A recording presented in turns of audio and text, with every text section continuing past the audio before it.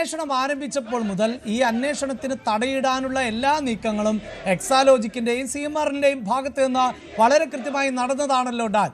ഈ കഴിഞ്ഞ ദിവസം മാത്രമാണ് ഹൈക്കോടതി, അതും നമ്മൾ പ്രേക്ഷകരുമായി കൃത്യമായി പങ്കുവയ്ക്കുന്നു, അതായത് EDയുടെ നീക്കങ്ങൾ, കേന്ദ്ര ഏജൻസിയുടെ നീക്കങ്ങൾ തടയണമെന്ന് ആവശ്യപ്പെട്ടുകൊണ്ട് CMRൽ തുടർച്ചയായി പല കോടതികളെ സമീപിച്ചിട്ടുണ്ട്.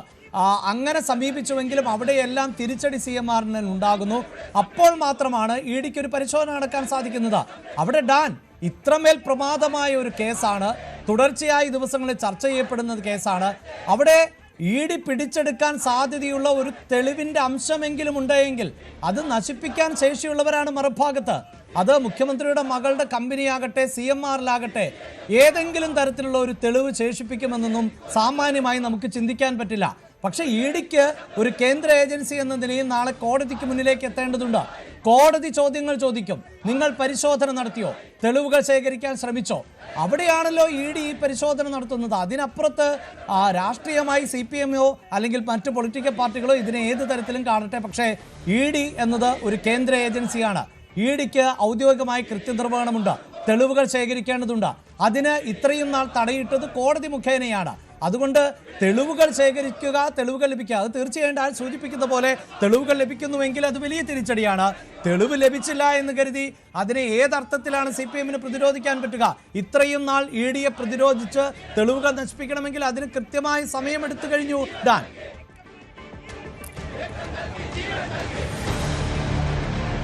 അഭിലാഷ്, അവിടെയാണ് നമ്മളൊരു കാര്യം വ്യക്തമായി മനസ്സിലാക്കേണ്ടത്. ഈ പരിശോധന ഇപ്പോഴാണ് നേരിട്ട് ഈ വസതികളിൽ നടക്കുന്നത് അല്ലെങ്കിൽ ഓഫീസുകളിൽ നടക്കുന്നത് എന്ന് മാത്രമേ ഉള്ളൂ.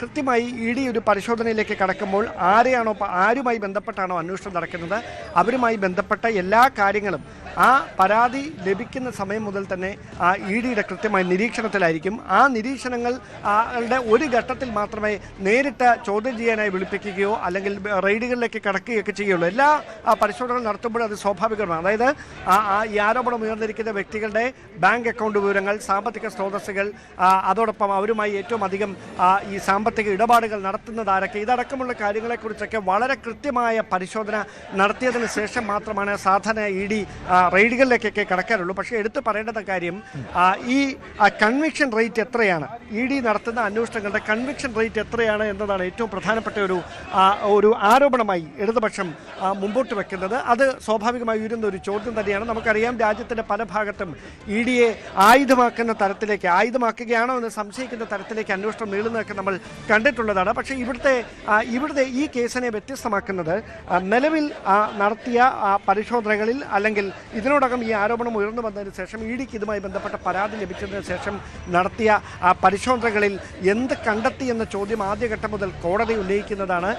അതിനൊക്കെ ഒടുവിലാണ് ഈ കേസ് തന്നെ റദ്ദാക്കണം അല്ലെങ്കിൽ EDയുടെ പരിശോധന അവസാനിപ്പിക്കണം എന്ന് പറഞ്ഞുകൊണ്ട് ഹൈക്കോടതിയിൽ ഹർജി സമർപ്പിക്കുന്ന സാഹചര്യം ഉണ്ടാകുന്നത്.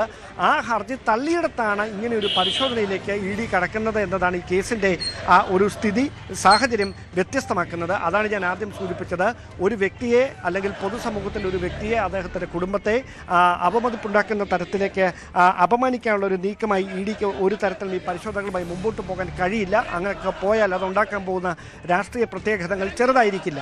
അതിനെക്കുറിച്ച് വ്യക്തമായ ധാരണ EDക്കും ഉള്ളതാണ്. അതുകൊണ്ട് തന്നെ ഇങ്ങനെയൊരു പരിശോധനയിലേക്ക് കടക്കുമ്പോൾ അതിന് ചില ഹോംവർക്കുകൾ നടന്നിട്ടുണ്ടായിരിക്കും എന്ന് തന്നെ വേണം മനസ്സിലാക്കാൻ. അങ്ങനെയെങ്കിൽ ആ പരിശോധനകളിൽ എന്ത് വിവരങ്ങളുടെ കൂടി അടിസ്ഥാനത്തിലാണ് ഇന്ന് നേരിട്ട് ഈ 12 ഇടങ്ങളിലേക്ക് പരിശോധനയുമായി ഇവർ എത്തുന്നത് എന്നതൊരു ചോദ്യമാണ്.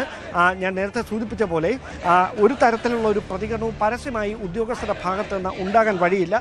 പരിശോധനയ്ക്ക് ശേഷം ഒരുപക്ഷെ പ്രതിപക്ഷ നേതാവ് പിണറായി വിജയൻ തന്നെ മാധ്യമങ്ങളോട് അദ്ദേഹത്തിൻ്റെ ഒരു നിലപാട് ഇക്കാര്യത്തിൽ വ്യക്തമാകും. അദ്ദേഹം ഇത്തരം സംഭവങ്ങൾ ഉണ്ടാകുമ്പോഴൊക്കെ വ്യക്തമായി അതിന് മറുപടി പറയുന്ന ഒരു രാഷ്ട്രീയ നേതാവ് കൂടിയാണ്. സധൈര്യം നിലപാട് വ്യക്തമാക്കുന്നതാണ്. മുഹമ്മദ് റിയാസ് സമൂഹ മാധ്യമത്തിലൂടെ അദ്ദേഹത്തിൻ്റെ പ്രതികരണം നടത്തിയത് അല്പസമയം മുമ്പ് നമ്മൾ കണ്ടതുമാണ്. എന്തായാലും അത്തരത്തിലൊരു പ്രതികരണം പിണറായി വിജയൻ്റെ ഭാഗത്ത് നിന്ന് കേരളം പ്രതീക്ഷിക്കുന്നുണ്ട്. അത് ഈ പരിശോധന അവസാനിക്കുന്ന മുറയ്ക്ക് ഉണ്ടാകാൻ തന്നെയാണ് സാധ്യത. എന്തായാലും നിലവിലെ സാഹചര്യത്തിൽ എന്ത് കണ്ടെത്തി എത്തിയിരിക്കുന്നു, എങ്ങനെ ഇപ്പോൾ ഇത് പുരോഗമിക്കുന്നു, ഇത് തെളിവുകൾ ശേഖരിക്കുകയാണോ, കാര്യങ്ങൾ ചോദിച്ചറിയുകയാണോ, അല്ലെങ്കിൽ ചോദ്യം ചെയ്യലിൻ്റെ ശൈലിയിലാണോ ഈ വിവരങ്ങൾ ആരായുന്നത്, ഇതടക്കമുള്ള കാര്യങ്ങളിലൊക്കെ സ്ഥിരീകരിക്കാവുന്ന ഒരു തരത്തിലുള്ള സൂചനകളും ഇതുവരെ ലഭിച്ചിട്ടില്ല. പരിശോധന ആരംഭിച്ചു രാവിലെ 7:15.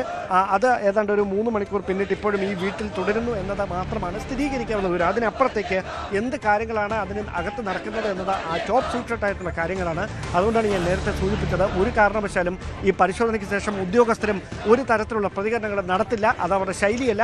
സാധാരണയായി വാർത്താക്കുറിപ്പിലൂടെ മാത്രം എന്തുകൊണ്ട് ഇങ്ങനെ ഒരു പരിശോധന, അതിലെ കണ്ടെത്തലുകൾ എന്ത് എന്ന കാര്യം ഒരു വാർത്താക്കുറിപ്പിലൂടെ അറിയിക്കുന്ന സ്വാഭാവികമായ ശൈലി ഇവിടെയും അവലംബിക്കാനാണ് സാധ്യത. അതിനപ്പുറത്തേക്ക് ഒന്നും നമുക്ക് പ്രതീക്ഷിക്കാനും കഴിയില്ല. എന്തായാലും 2 സാധ്യതകളാണ് മുമ്പിലുള്ളത്. പ്രതീക്ഷിച്ച തരത്തിലുള്ള ഒന്നും കണ്ടെത്തിയില്ല എങ്കിൽ ഇഡിക്കെതിരെ അത് വലിയൊരു രാഷ്ട്രീയ ആയുധമായി, പ്രതിഷേധമായി, തെരുവുകളിൽ അലയടിക്കുന്ന പ്രതിഷേധമായി അത് മാറും. ഇതിനോടകം തന്നെ ആ പ്രതിഷേധം സംസ്ഥാനത്തിന്റെ പലയിടങ്ങളിലും ആരംഭിച്ചു കഴിഞ്ഞിട്ടുമുണ്ട്.